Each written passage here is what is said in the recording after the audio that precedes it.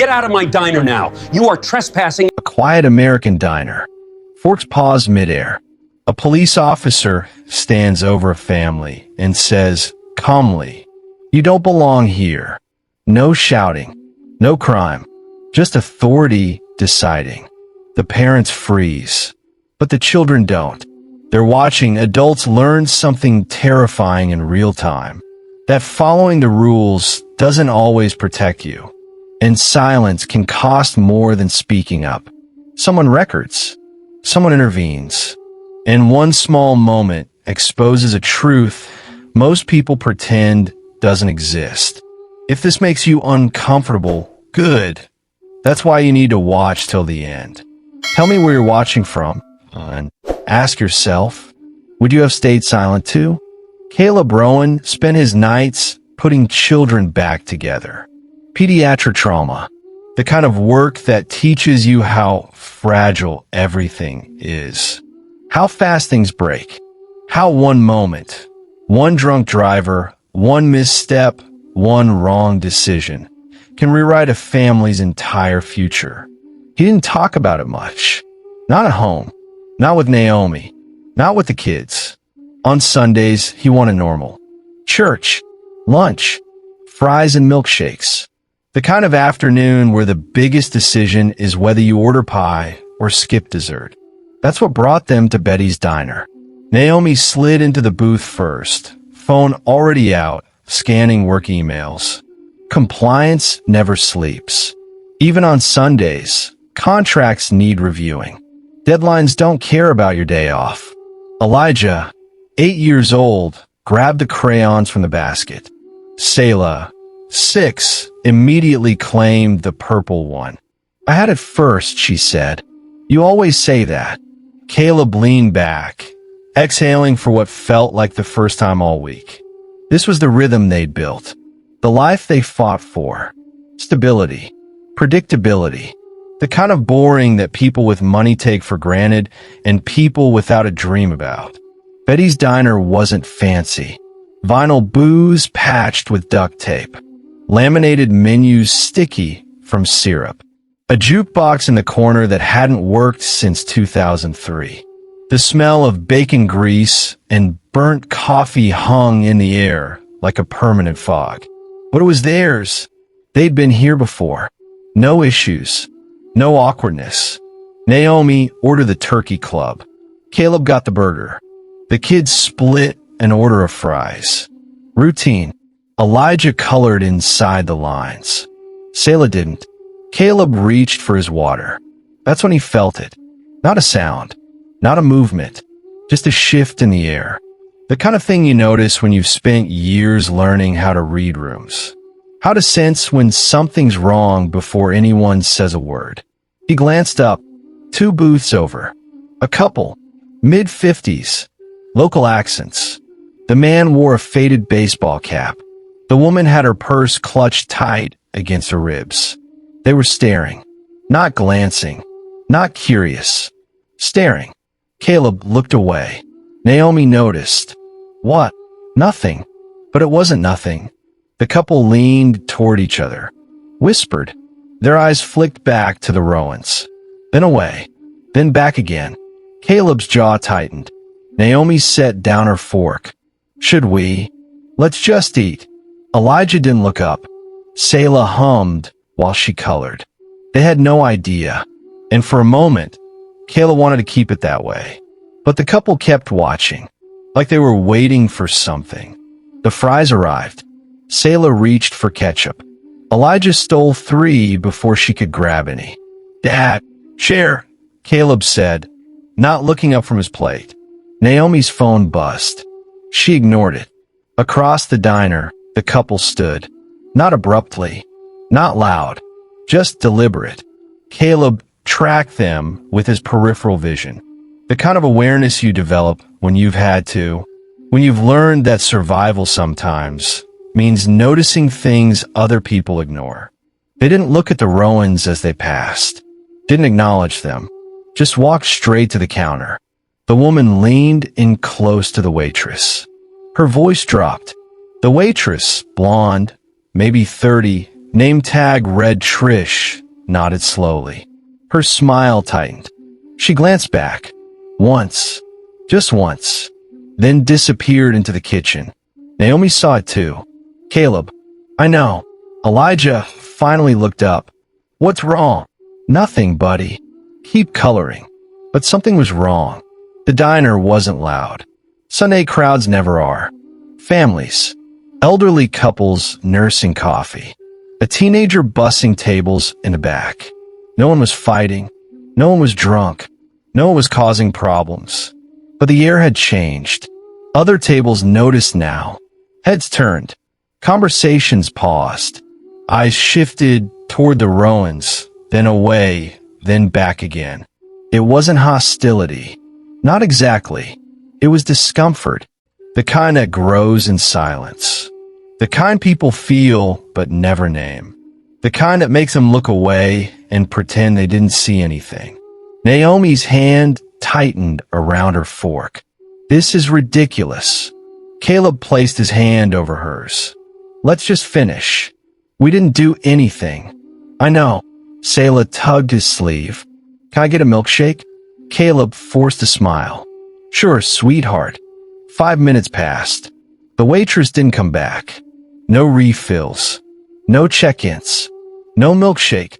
The couple who'd complained sat near the door now. Arms crossed. Watching.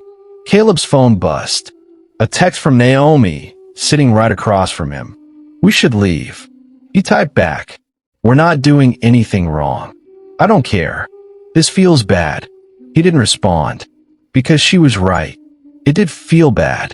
But leaving meant accepting something he wasn't ready to accept. That they didn't belong. That someone else's discomfort mattered more than their right to sit and eat lunch. The bell above the door rang. Caleb looked up. A police cruiser sat outside, and an officer stepped through the entrance. Officer Graham Keller believed in order. Not justice. Not fairness. Order. The kind that keeps things running smooth. The kind where everyone knows their place and nobody rocks the boat. 15 years on patrol taught him that much. When dispatch crackled through his radio, disturbance at Betty's Diner, he didn't ask questions. He never did. Disturbances were simple. Someone gets loud. Someone gets escorted out. Problem solved. His body camera clicked on automatically as he stepped out of the cruiser. Standard procedure.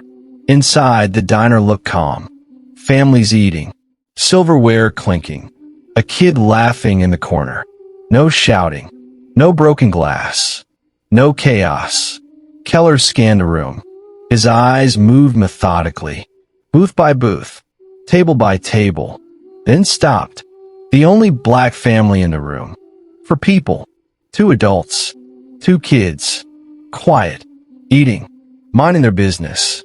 Keller adjusted his stance. One hand resting near his belt. Not threatening. Just ready. He'd seen this before. Not the same situation. Not the same people. But the same tension. The kind that business owners don't say out loud, but expect him to handle. The kind where nobody wants to be the one who complains directly, so they call the police and let authority do the dirty work. He walked toward the booth. His boots thudded against the tile floor. Conversations around him quieted. The father looked up first. Calm. Controlled. Hands visible on the table. Keller recognized the posture. Compliance before confrontation. Smart. The mother's eyes narrowed slightly. Protective. Aware. The kids kept coloring. Keller stopped at the edge of their table. You need to leave, he said. Not loud. Not angry. Final. Caleb blinked. For a second, his brain refused to process the words. I'm sorry. Keller's expression didn't change. You're being asked to vacate the premises. Naomi set down her fork. Slowly. Deliberately. Our kids are eating.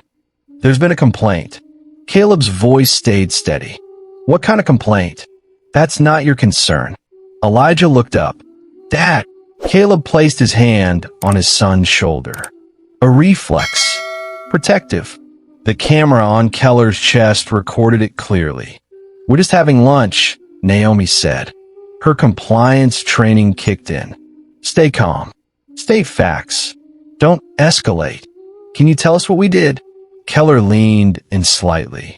"If you don't leave, I'll have to escalate this situation." The word escalate landed heavy. Not a threat. Not exactly. But close enough.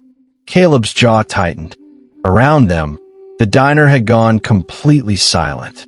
50 people watched a family realize, slowly, painfully, that logic wouldn't help here.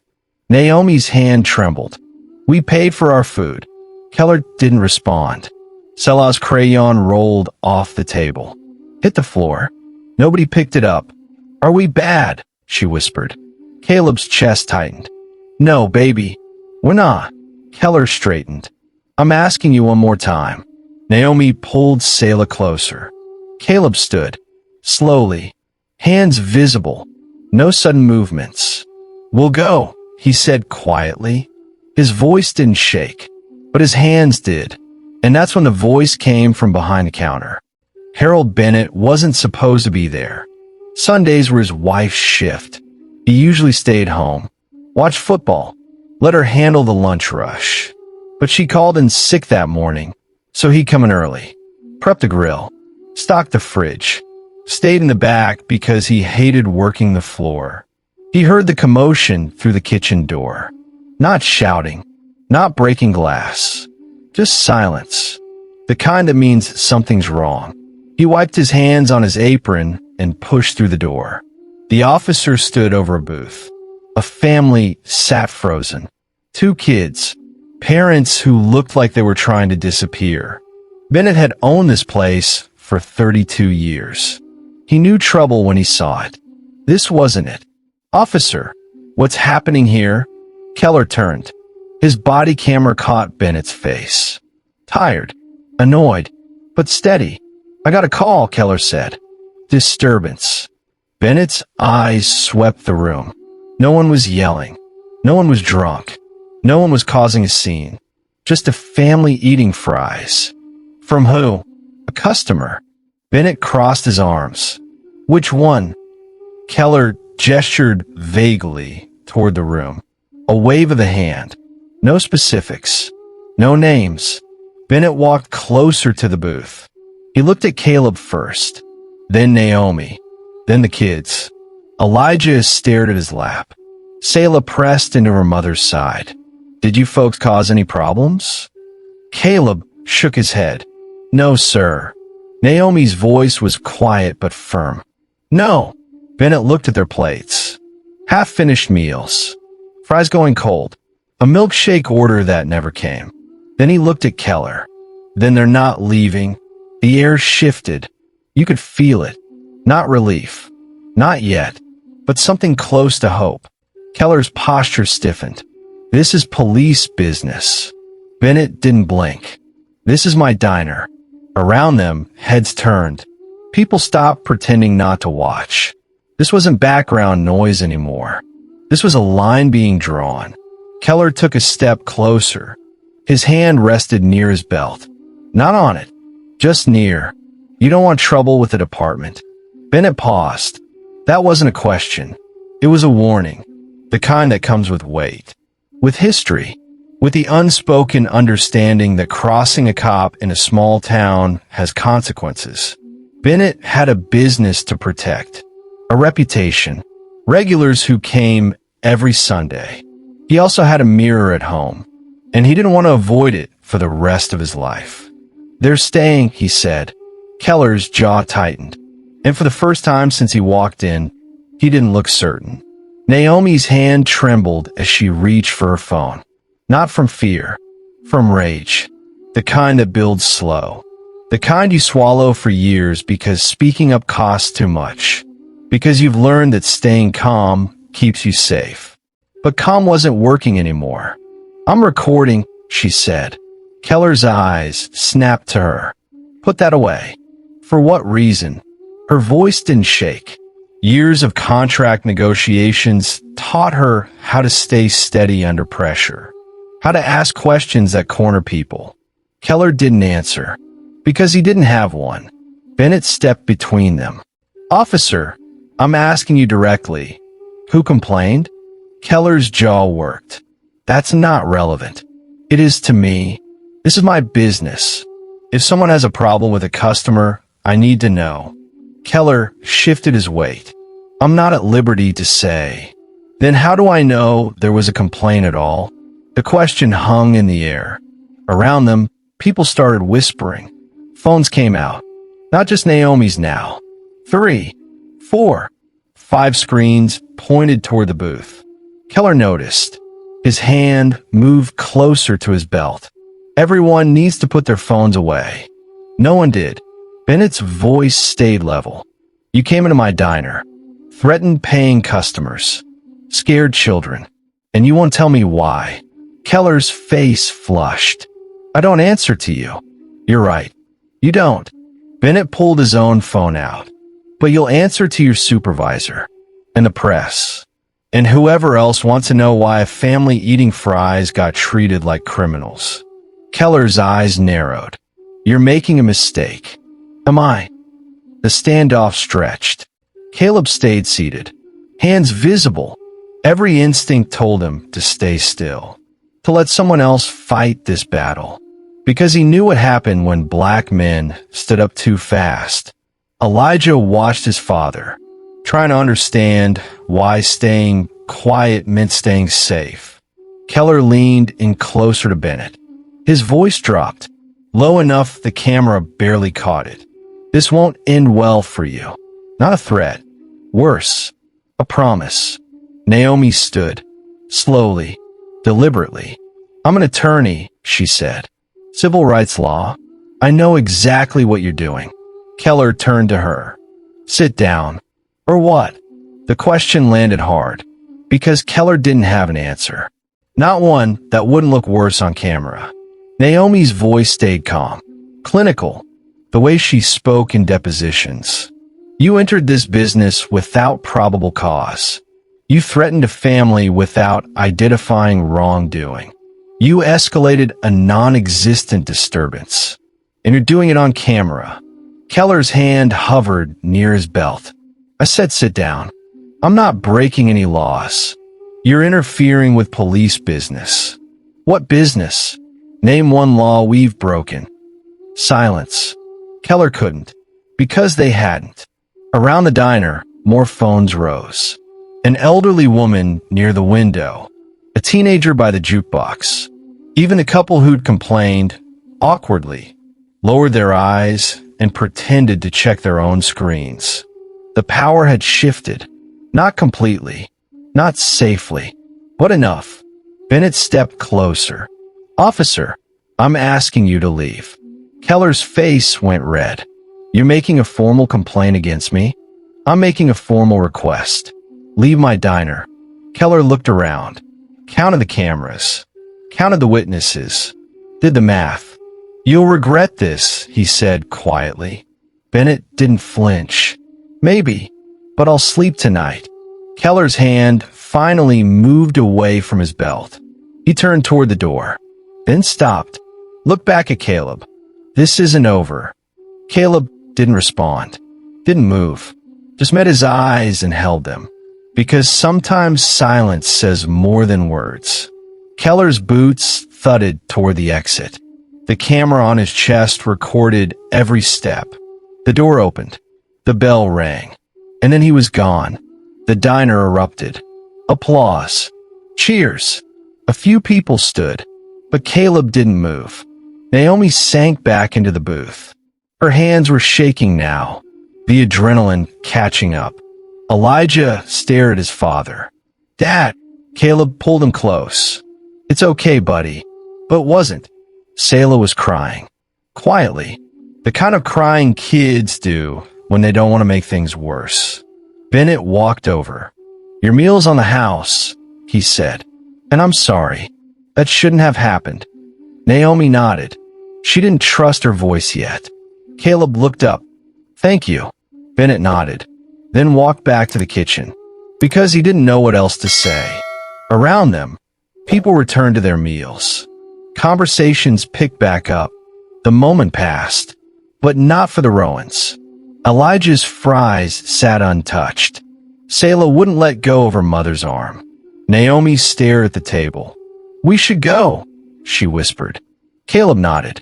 They stood, gathered their things, the coloring pages, the crayons.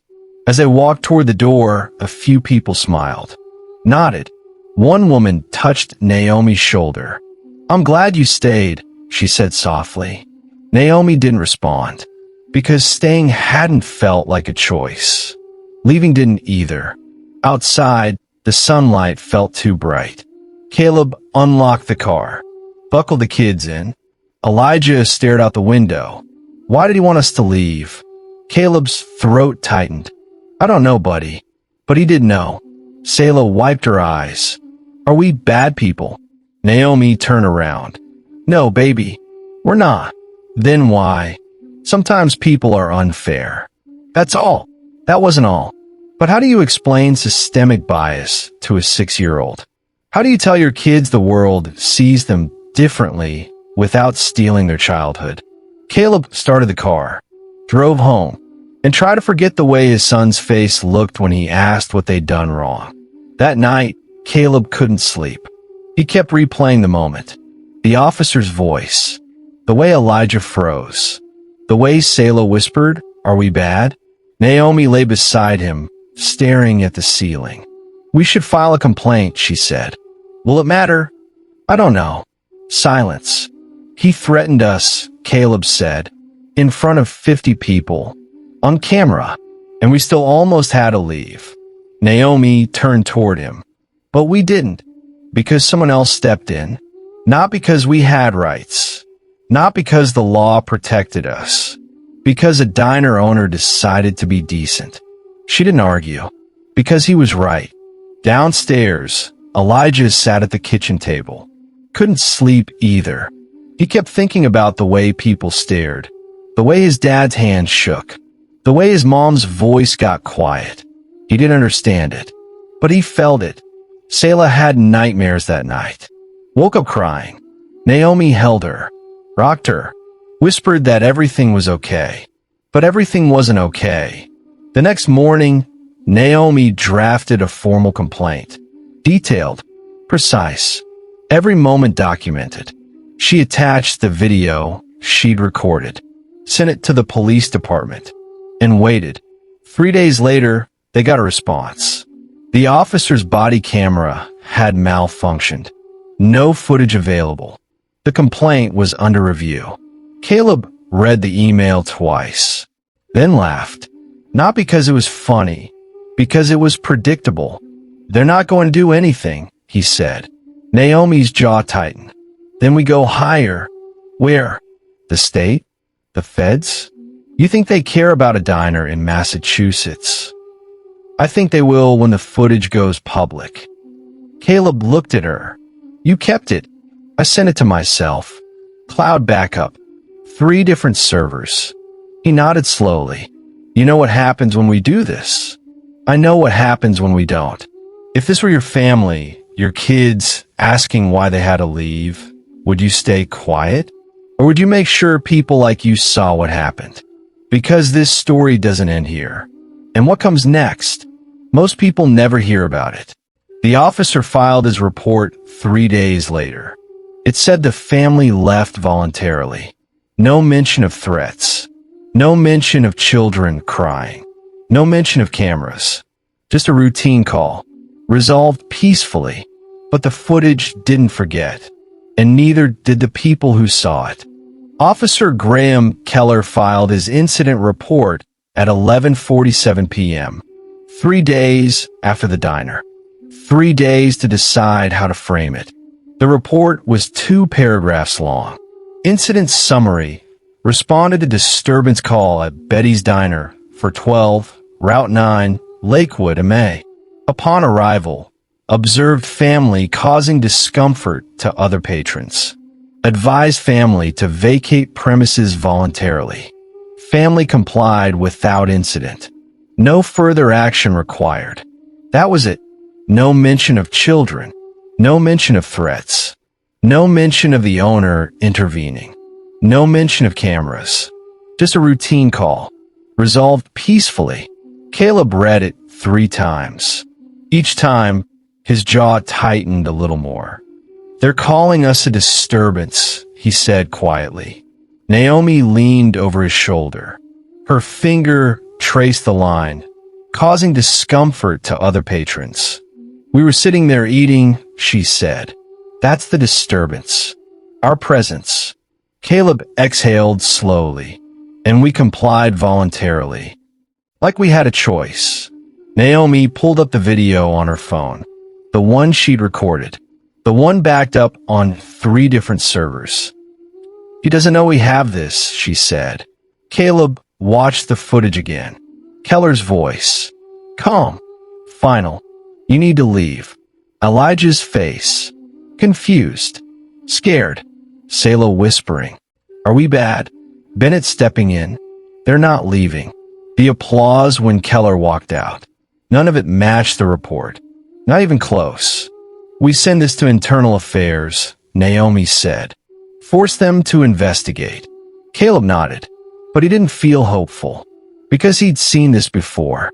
Not personally, but in the news, in case studies, in the stories people tell when they think no one's listening. Reports get filed, investigations get opened, and then nothing. A slap on the wrist, a few days suspension, a quiet transfer to another district. Naomi drafted the email, attached the video, hit send, then waited. 2 weeks passed. Internal Affairs responded with a form letter. "Your complaint has been received and is under review. Due to the sensitive nature of ongoing investigations, we cannot provide specific details or timelines. You will be notified of any findings." Another dead end. Caleb stared at the email. "They're not going to do anything." Naomi didn't respond, because she was already drafting another email. This one to a civil rights attorney in Boston. Someone who specialized in cases like this. Someone who wouldn't stop at a form letter. The attorney responded within an hour. "I'd like to see that footage." The attorney's name was Diane Okonkwo. She'd spent 15 years fighting police misconduct cases. Won most of them. Lost a few. Never stopped trying. She watched the diner footage twice. Then called Naomi. "This is textbook," Diane said. "Unlawful order. Implied threat. No probable cause." And he documented it himself. "So we have a case." "You have a case. But I need to know if there's a pattern." "A pattern? One incident is bad. A pattern is federal." Diane filed a records request. Every complaint against Officer Keller in the last 5 years. Every body camera malfunction. Every incident report involving people of color. The department fought it. Claimed privacy concerns. Ongoing investigations. Sensitive information. Diane fought back. 2 months later, the records came through. What she found made her stop breathing. 82 business disturbance calls in 4 years. 67 involved people of color. 12 involved families with children. None showed actual disturbances. In 43 cases, business owners disagreed with the removal. Keller escalated anyway. And in 19 incidents, no body camera footage. Malfunction, the report said. Every time, Diane called Naomi. "I need you to sit down for this." She explained the numbers, the pattern, the disappeared footage. Naomi's hands went cold. How is this possible? Because no one connected the dots. Each complaint gets filed separately. Each case gets reviewed individually. No one stepped back and saw the whole picture. Until now. Until now. Diane posted a notice online. A simple message on legal forums. Community boards. Local news sites. If you or someone you know is asked to leave a business by Officer Graham Keller in Lakewood in May, please contact our office. The responses came fast. A mother and her teenage son kicked out a coffee shop for loitering. They'd been there 10 minutes. An elderly couple removed from a bookstore for suspicious behavior. They were browsing. A college student escorted out of a grocery store for causing concern. He was buying food. Same language, same calm authority, same lack of explanation. Diane compiled the statements, cross-referenced dates, matched them to Keller's patrol schedule. Every single one lined up. She called Naomi again. We're not just fighting one bad day. We're fighting a system that let this happen for years.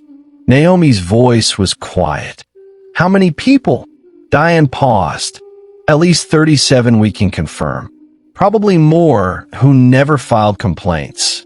37 families. 37 moments of humiliation. 37 times someone was told they didn't belong. And no one noticed until the Rowans refused to stay quiet. The numbers didn't lie. Diane laid them out in a spreadsheet. Clean, clinical, undeniable. Officer Keller's disturbance calls, 2019 to 2023. Total calls, 82 calls involving people of color, 67, 81.7%. Calls involving white individuals, 15, 18.3%. Calls with body camera footage, 63, 76.8%. Calls with malfunctioning cameras, 19, 23.2%. She broke it down further.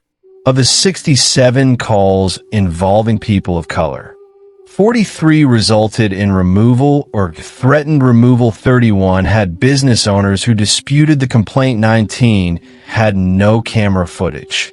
Of the 15 calls involving white individuals, 3 resulted in removal. 0 had disputed complaints. 0 had missing footage. The disparity wasn't subtle. It was glaring. Diane sent the analysis to the police department, requested a formal investigation. The response came 2 days later. Officer Keller has an exemplary record. These statistics, while noteworthy, do not establish misconduct. Each incident was handled according to protocol. Diane read the response aloud to Naomi. According to protocol, she repeated, "That's the defense. He followed the rules." "Then the rules are the problem," Naomi said. "Exactly."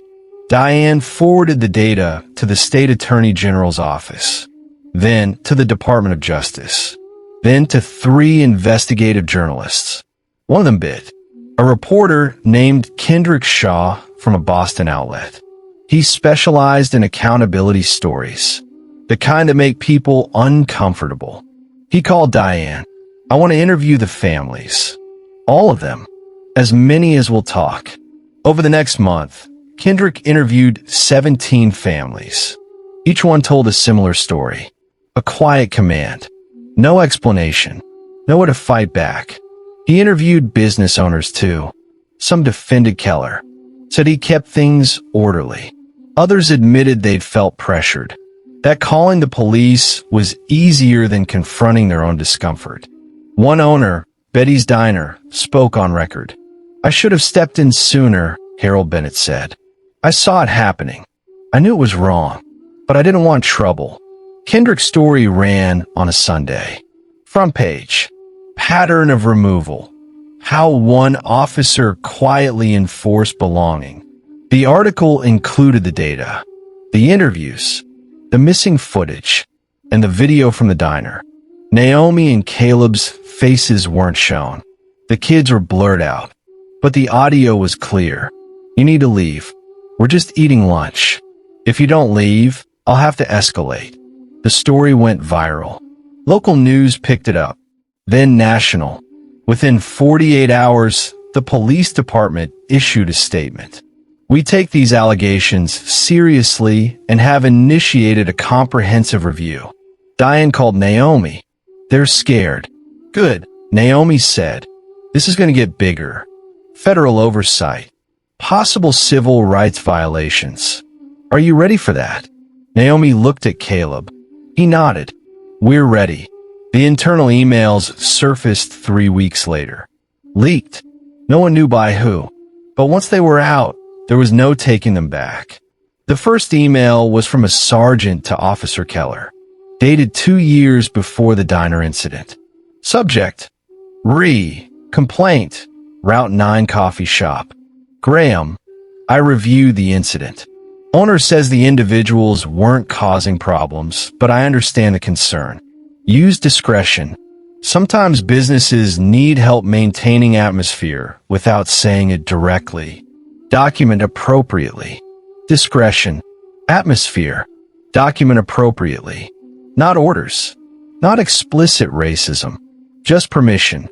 The kind that protects everyone except the people being removed. Another email. Different supervisor. Same tone. Subject: camera issues. If footage isn't clear or creates complications, note malfunction and report. IT will back it up. Keeps things simple. Not a cover-up. Just simplification. Diane highlighted the emails in her filing. This isn't one officer going rogue, she told Naomi. This is institutional permission.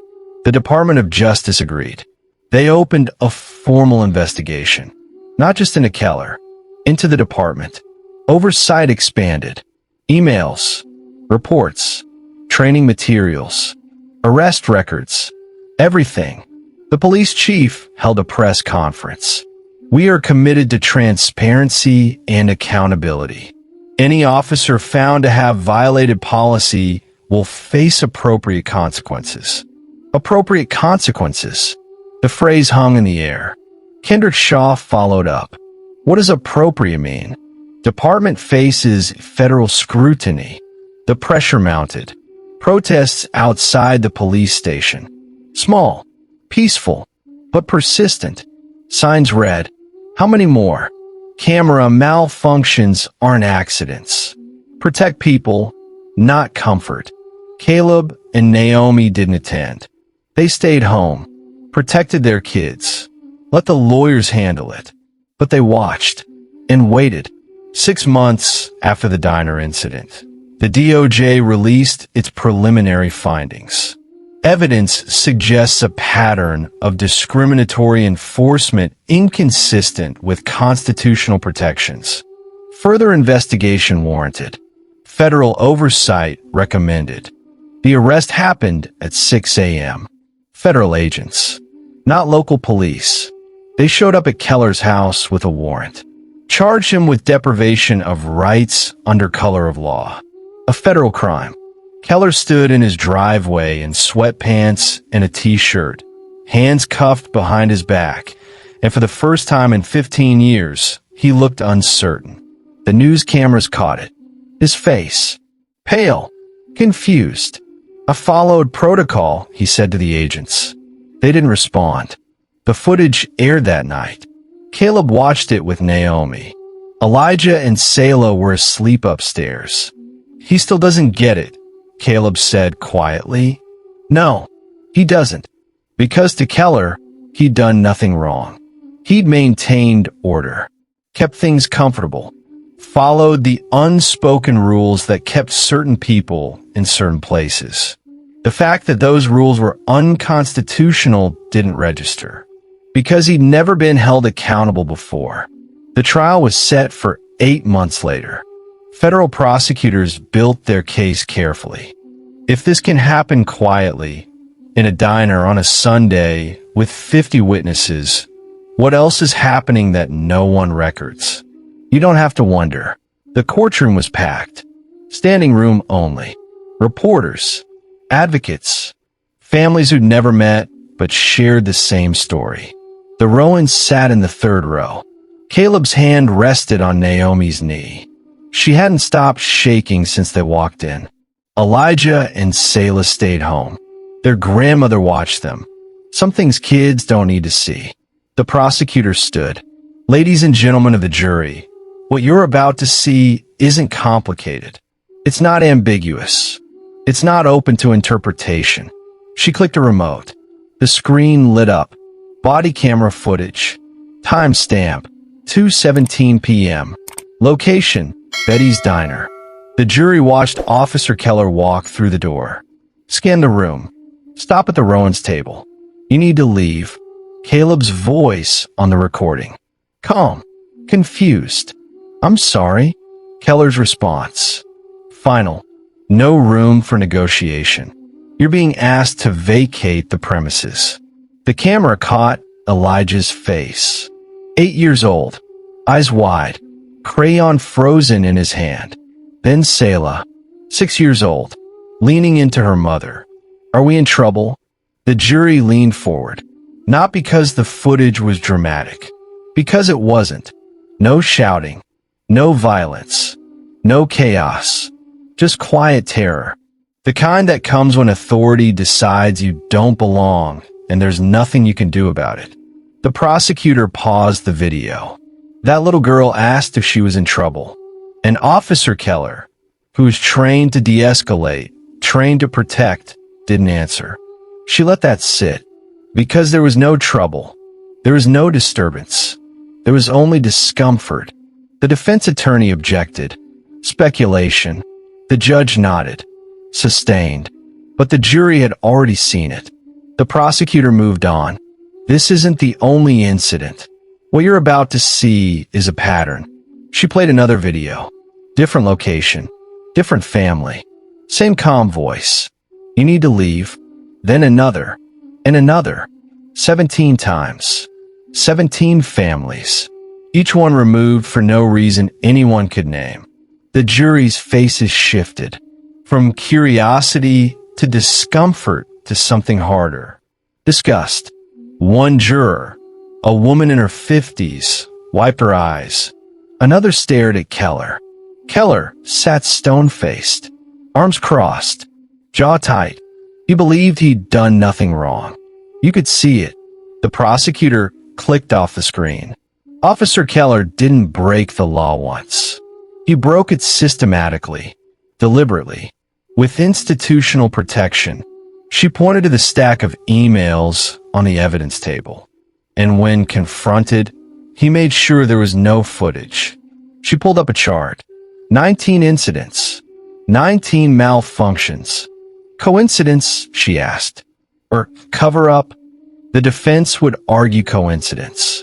But the jury didn't look convinced. The defense attorney stood. Tall. Composed. Expensive suit. Officer Keller is not a villain. He's a man who served his community for 15 years, who responded to calls, who followed protocol. He gestured to the footage. Yes, these moments are uncomfortable, but discomfort is not a crime. He walked toward the jury. Every call Officer Keller responded to began with a complaint.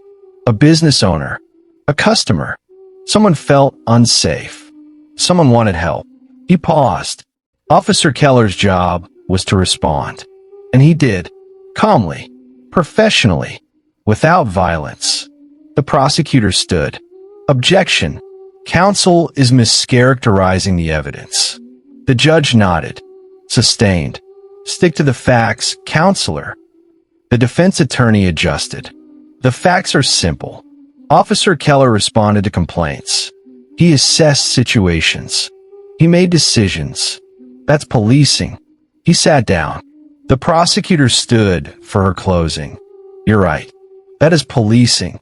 But policing within constitutional limits. She walked to the evidence table. Picked up a printed transcript. The Fourth Amendment protects against unreasonable seizure. Telling someone they must leave, under threat of arrest, is a seizure. She looked at the jury. And every single one of these incidents, unreasonable. She pointed to the emails. Officer Keller didn't act alone. He had permission, encouragement, a system that rewarded him for keeping certain people out of certain spaces. She let that land. Convicting him doesn't fix that system, but it sends a message. Authority has limits. The jury deliberated for 6 hours. When they returned, the foreman stood.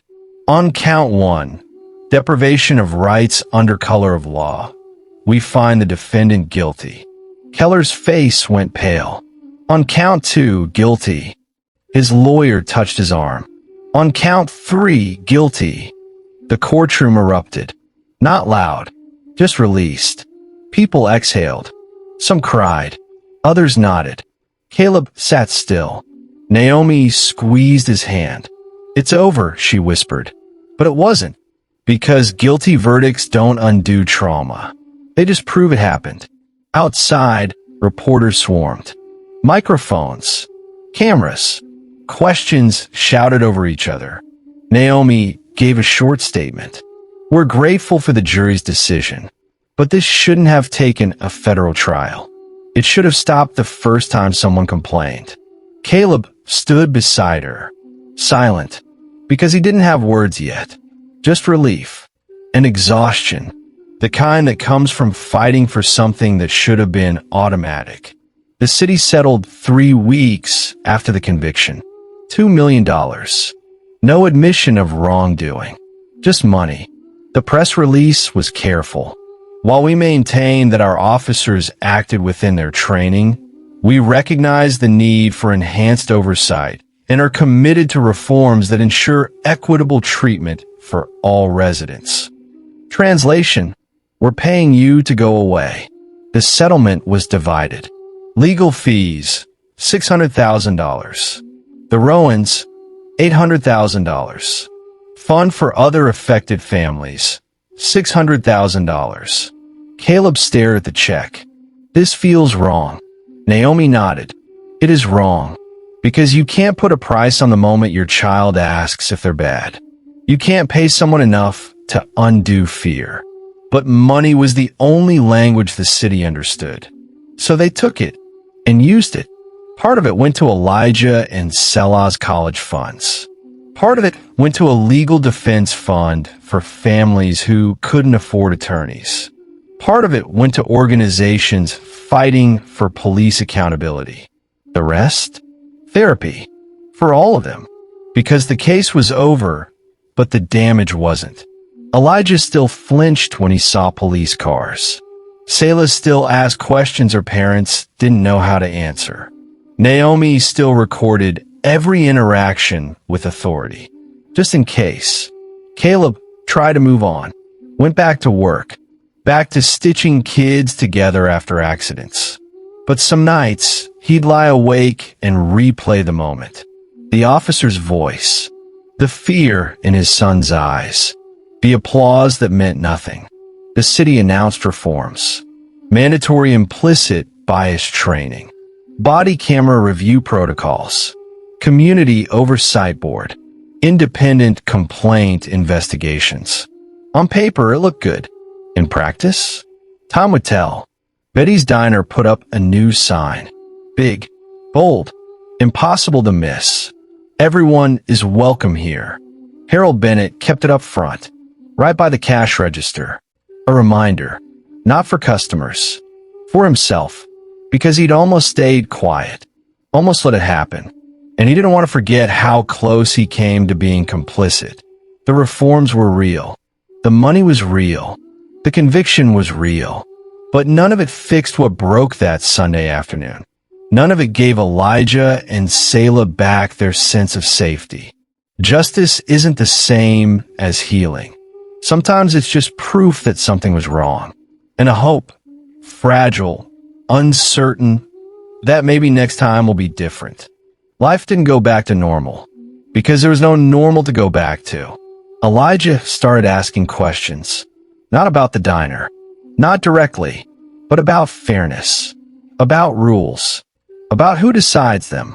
"Dad, why do some people get to tell other people to leave?"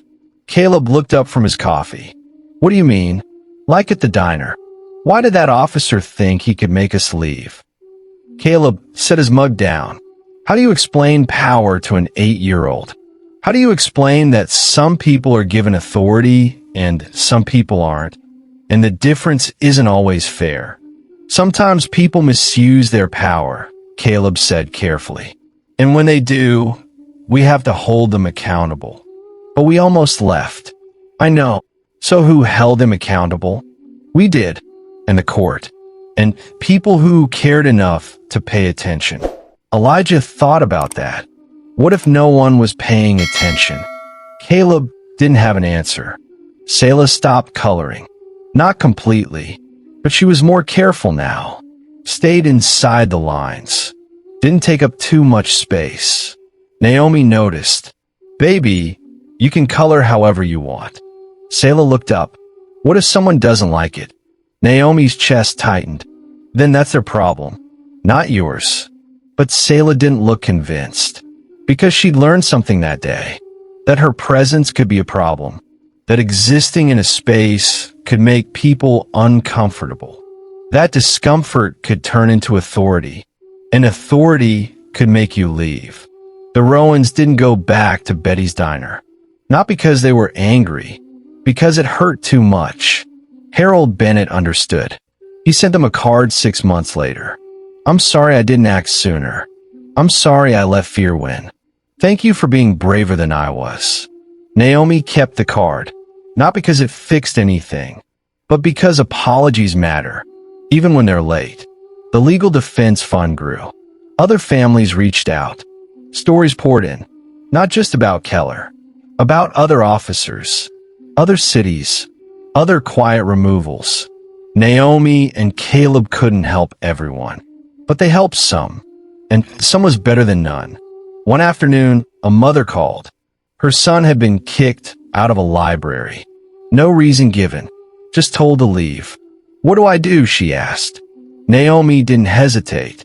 You record it. You file a complaint. And you don't let them make you disappear. The woman thanked her. Hung up. And Naomi sat in the quiet of her office, realizing something. This was her life now. Not the life she'd planned, but the one she'd been given. Stories like this only matter if people like you keep watching. Because the cameras turn off. The news cycle moves on. But the families? They're still here. Still fighting. Still remembering. And if you forget, if we all forget, it happens again. Stay. Officer Keller sat in his cell, 18 months ahead of him. He still believed he'd followed protocol. Still believed he'd done his job. And that belief, it never left him. Keller's lawyer visited him 3 months into his sentence. Brought paperwork, appeals, motions. Keller signed where he was told. Do you think we can overturn it? He asked. The lawyer hesitated. It's unlikely. The evidence was clear. The pattern was undeniable. Keller leaned back. I followed procedure. I know you believe that. It's not belief. It's fact. The lawyer closed his briefcase. The jury disagreed. The jury doesn't understand policing. And there it was. The core belief that never cracked. That authority justified action. That discomfort justified removal. That procedure excused harm. Keller would serve his time. He'd lose his pension, his badge, his career. But he'd never lose the certainty that he'd been right. That the system had betrayed him. Not the other way around. Meanwhile, Elijah turned 9. He was quieter now. More cautious. He watched people. Read rooms. Noticed when someone stared too long. At school, a substitute teacher asked him to move seats. No reason given. Just can you sit in the back? Elijah's chest tightened. He moved. Didn't argue. Didn't ask why. That night, he told his parents, I didn't want to cause problems. Caleb's jaw tightened. You weren't causing problems. You were just sitting. I know, but I didn't want them to make me leave. Naomi pulled him close. You don't have to shrink yourself to make other people comfortable. But Elijah had already learned the opposite. That taking up space had consequences. That authority didn't need a reason. That compliance kept you safe. Selah turned 7. She asked fewer questions now. Colored quietly. Stayed small. One afternoon, she asked Naomi a question. Mom, do people not like us? Naomi froze. What? Baby, no. Why would you think that? Because that man wanted us to leave. And you always say if someone doesn't like you, just stay away from them. Naomi knelt down. That man was wrong. And some people are going to be wrong about you your whole life. But that doesn't mean you have to believe them. Selah nodded, but her eyes said something different. They said, I'll believe you when the world stops proving you wrong. The reforms continued. Training sessions, oversight meetings, policy changes. On paper, things improved. In practice, 6 months after Keller's conviction, another family was asked to leave a restaurant. Different town, different officer, same script, no footage, no consequences, just another quiet removal. Because systems don't change overnight. And belief, comfortable, protected belief, dies slower than careers. Keller still insists he followed procedure. That belief never left him.